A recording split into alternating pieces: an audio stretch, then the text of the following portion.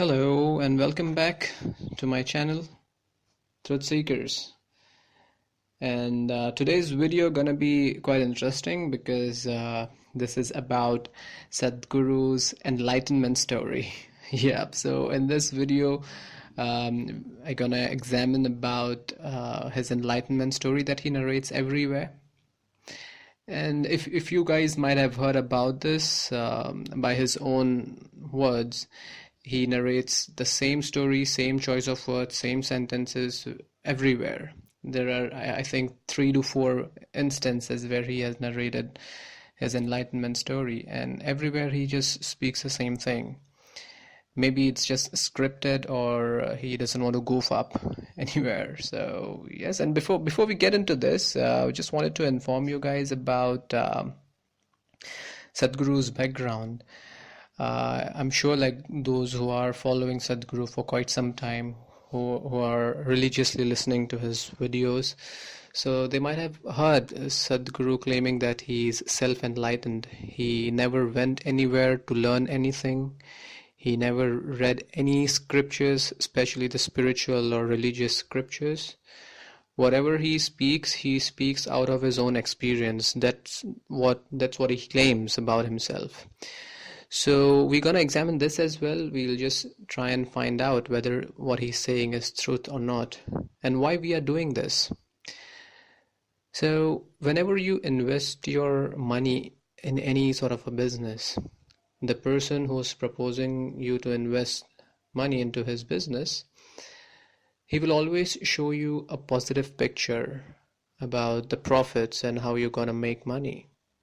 But you, as an investor, you will always look for loopholes. You will always look whether this guy is fooling me or is he scamming me. Yeah, so the same way here as well. You are giving your money to Sadhguru. You are becoming a full-time volunteer or a part-time volunteer. You are giving time, which is the most precious thing that we all have. So before we get into this, before we become a devotee or a follower of Sadhguru, we should always do a critical examination and try and find out whether what he's saying is truth or not. As I said in my previous videos, all the gurus, priests, pundits, they always tell you not to use your logical mind, because if you use it, it will take just few minutes to get out of them, but they don't want you to do that. So here, what we'll be doing is, we will not be using our logical mind completely and dissecting everything, but we will just go by his words, whatever he says, and just try and find out whether it's truth or not. Yeah. So the first thing, what I was telling about, he claims that he never went anywhere to learn anything. Neither he read any scriptures nor he had any gurus. But if you listen to his talks, and if you have went through his inner engineering programs or other yogic programs, he talks about 5 elements. He talks about 5 layers of body, like Annamaya Kosha, Pranamaya Kosha, Vijnanamaya Kosha, Anandamaya Kosha. Yeah. Also the 7 chakra he talks about, Mooladhara, Manipurka, Swadhisthana, Anahata, Vishuddhi, Agya, Sahasrar, and many such things. Yeah. So from where he got all these words? Where did he know about Shiva's stories? Yeah. He has also talked about Mahabharata. He has also talked about Krishna. And whatever he says, it's there in the scripture. So I don't think so it's a coincidence that whatever he's speaking, it's there in the books. So it is for sure the terms that he is picking up, it's already mentioned in the scriptures. So when he says that he has never read any books, this is completely a lie. He has read many of the books on spirituality, on religion, on mysticism, and he also says in his More Than a Life book that in school he never used to attend lectures, but he just sits in the library and read all sort of books. And I'm sure that his interest was in mysticism and spirituality, and he has read a lot of books. Mostly his talks, and in his book there are paragraphs and pages which is exactly copied by Osho and Krishnamurti. And I'll be making a separate video on that, and I'll be informing you guys word and word to word he has copied Osho in few of his books. So now, without taking much of your time, guys, let's get on to the topic of today, that is examining Sadhguru's enlightenment story. So he says that one fine afternoon, he went on Chamundi Hill. There was some business meeting going on in his Mysore office. He was into construction business. So there was a break in between, the lunch break or something. So he was very fond of riding bikes, going on mountains and stuff like that. So one fine afternoon, he went to the Chamundi Hills. It's a small hill in southern India, in Mysore, called Chamundi Hill. He said that he just went up there and he just sat with his eyes closed. And when he sat with his eyes closed, it was afternoon. And when he opened his eyes, it was like 7 or 7:30 in the evening. It's already sunset happened.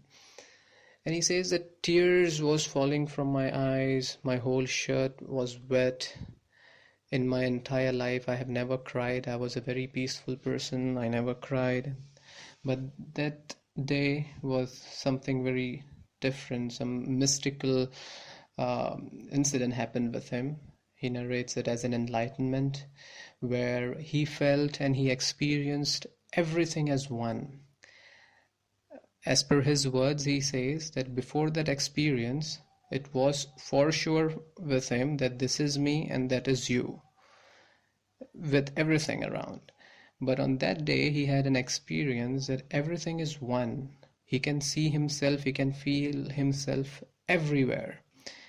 In the trees and mountains, in sky, in the air.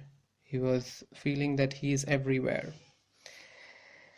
So I'll be giving the link in the description so that you guys can go and check that video out, because I was thinking of putting that clip in this video, but I'm sure that there are many devotees of Sadhguru who will say that I'm just quoting out of context. Yeah, so without getting into that, I've pasted the link below, so you can just hit on that link and check what Sadhguru says about his enlightenment story.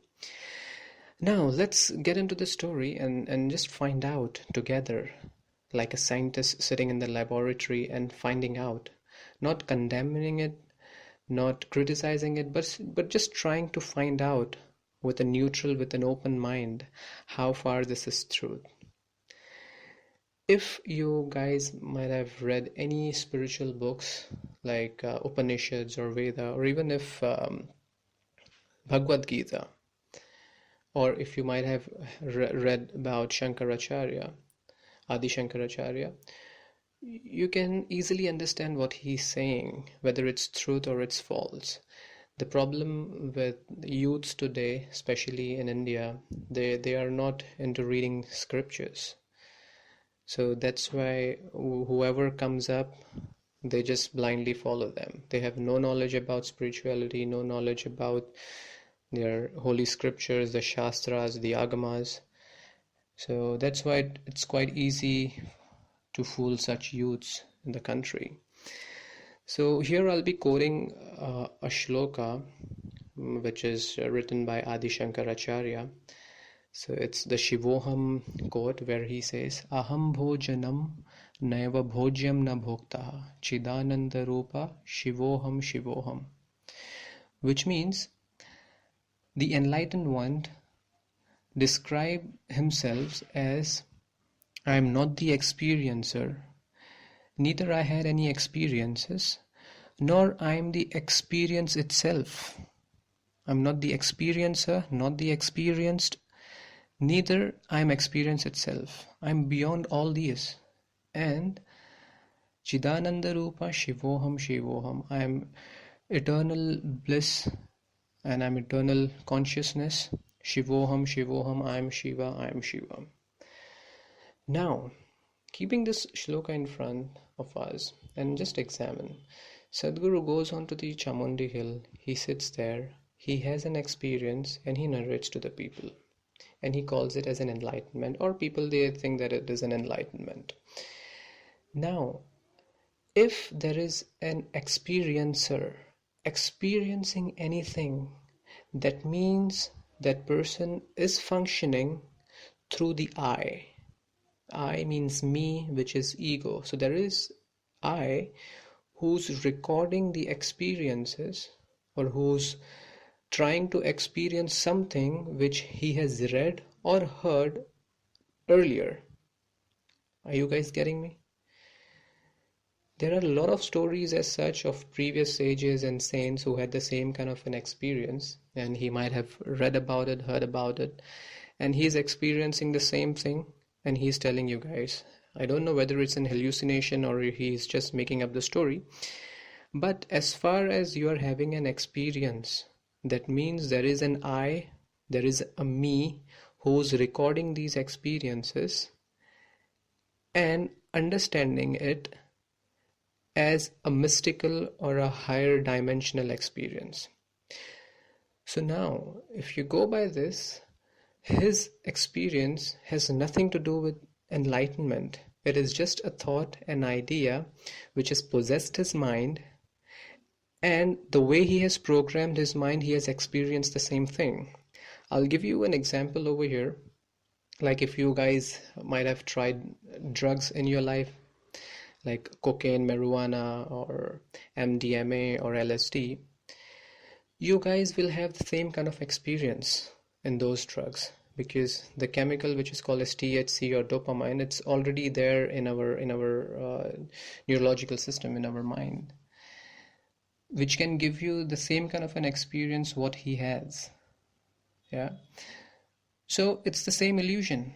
It is just that he has identified himself so much with those experiences where he's experiencing that. And as far as there is an experiencer experiencing something, there is not an enlightenment.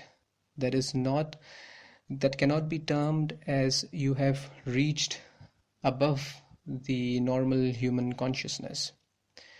So think on this, guys. Yeah. Just be neutral about it. Listen to his enlightenment story and just look at it the way it is. Don't look at him as a god or as an enlightened master. Because he himself says that don't look up to me, don't look down to me. Just look at me the way I am.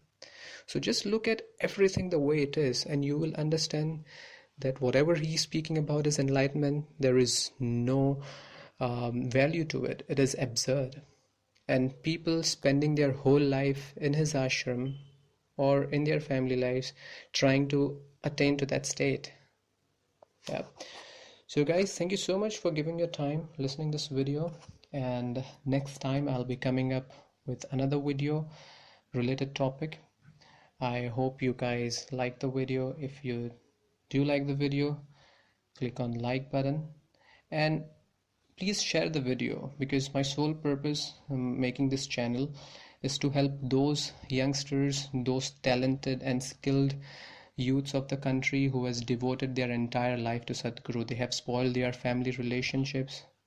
They have broken off with their wives, with their girlfriends, and they have just become like an unpaid employee, like a slave in his center, in his yoga center.